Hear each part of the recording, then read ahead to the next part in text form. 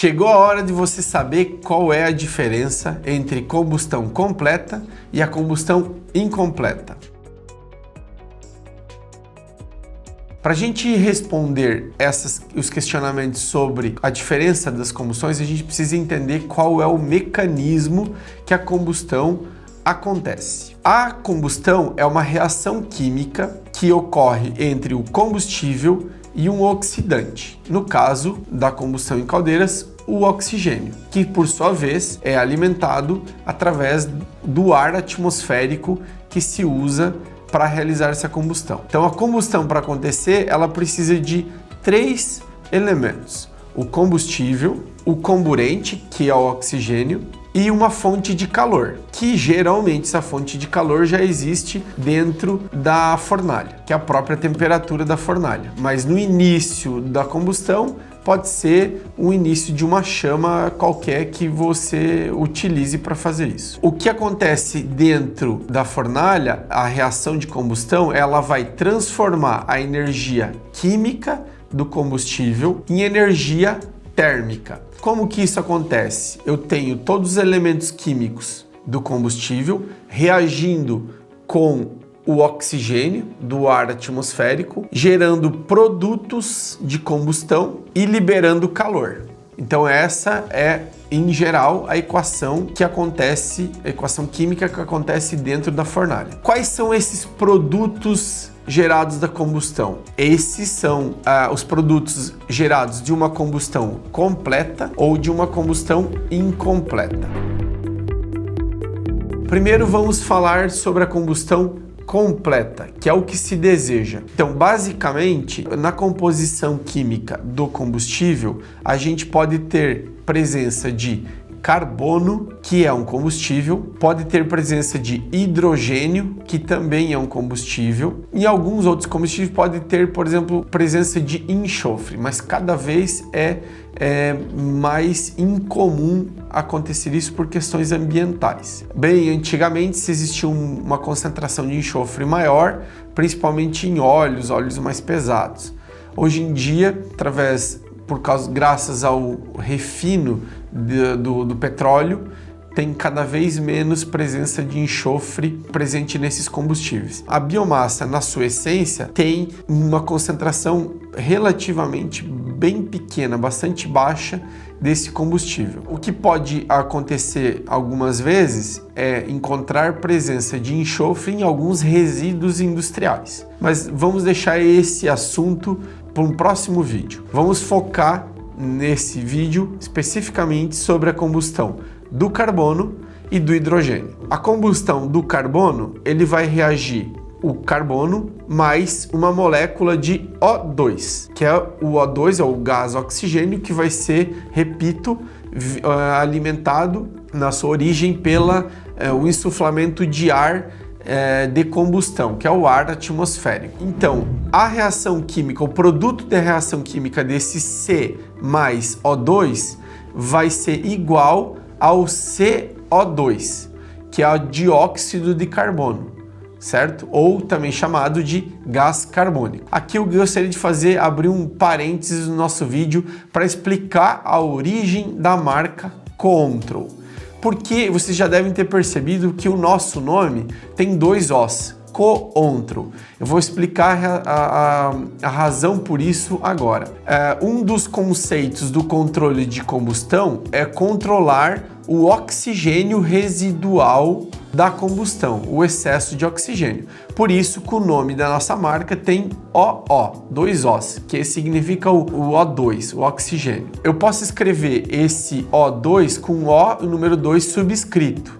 Eu também posso escrever com um O, 2 tracinhos e O, que significa o compartilhamento dos 2 elétrons da última camada do átomo de oxigênio. Então, para quem gosta da química aí, é uma bela lembrança. Então, esses O, 2 tracinhos e O, se a gente fundir ele vai formar o infinito da nossa logomarca, que é significa o oxigênio. E o produto da combustão, a combustão completa, que é o que se deseja que se aconteça dentro de uma fornalha de caldeira, transformação desse oxigênio em CO2. Por isso que tem o COO, CO2. E como a gente trabalha, nós da Conto trabalhamos em controle de combustão industrial, por isso o nosso nome é Contro. Tudo faz sentido agora, né? Vamos falar sobre o hidrogênio. O hidrogênio da mesma parte também vai reagir com o oxigênio. E o produto dessa reação vai formar vapor de água, vai formar H2O. Vai estar aparecendo na tela o balanço estequiométrico dessa reação química. Mas o produto da queima do hidrogênio com o oxigênio vai formar vapor de água. Por isso que atualmente tem sido falado muito sobre a combustão de hidrogênio, muito em automóveis sobre a combustão de hidrogênio, que esse é um combustível limpo, é um combustível verde que se chama. Por quê? Porque a reação dele, o produto da reação dele é o vapor d'água, é água, certo? Então, por exemplo, imagine queimando 100% hidrogênio no motor de um automóvel. O que iria sair no cano de descarga seria água ou vapor d'água, água em forma de vapor. Legal isso, né? Então, basicamente, a combustão completa, ela vai ser formada entre CO2, que é o dióxido de carbono, ou vapor d'água, que é o H2O, certo? Então, isso a gente conclui o tema de combustão completa. Vamos falar agora sobre a combustão incompleta. Então, tudo que se deseja que aconteça dentro de uma combustão é a combustão completa, mas nem sempre isso acontece. Então, nem sempre é assim que ocorre dentro da combustão. Então, tem uma parte da reação química que acontece lá dentro que vai formar uma reação incompleta. Então, por exemplo, no carbono, a gente já viu na combustão completa, eu transformo o oxigênio, o carbono, reagindo com oxigênio, formando o CO2. Só que antes dessa reação química acontecer dessa forma, tem uma reação intermediária. Eu vou formar o C mais meio mol de oxigênio, formando o CO, e depois, por sua vez, eu vou reagir esse CO mais o outro meio mol de oxigênio, formando o CO2. Então, quando eu não tenho tempo ou não tenho as condições de temperatura ou tempo ideais dentro da fornalha, eu vou ter essa reação química intermediária acontecendo apenas, ou eu não vou ter na totalidade a combustão completa acontecendo. Eu vou ter uma combustão parcial, que é uma combustão, acaba tendo a combustão incompleta.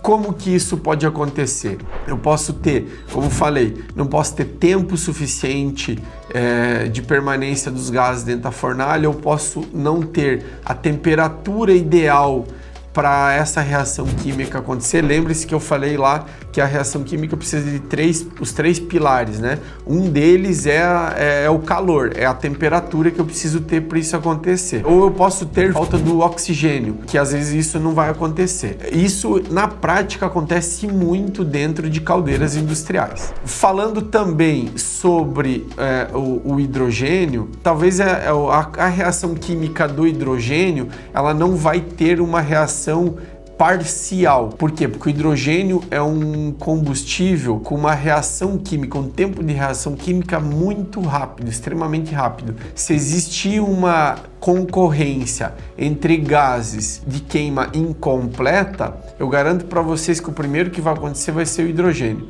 Por isso que muitos dizem que hidrogênio é combustível de foguete. Por quê? Porque ele tem uma reação química bastante rápida. Mas o que acontece muito é que a cadeia carbônica da biomassa, por exemplo, ou de qualquer combustível, óleo, gás também pode ser parecido, mas vamos falar da biomassa porque a reação química de combustão ela é mais lenta. São cadeias carbônicas complexas e longas, ou seja, tem muitos carbonos e muitos hidrogênios associados entre si.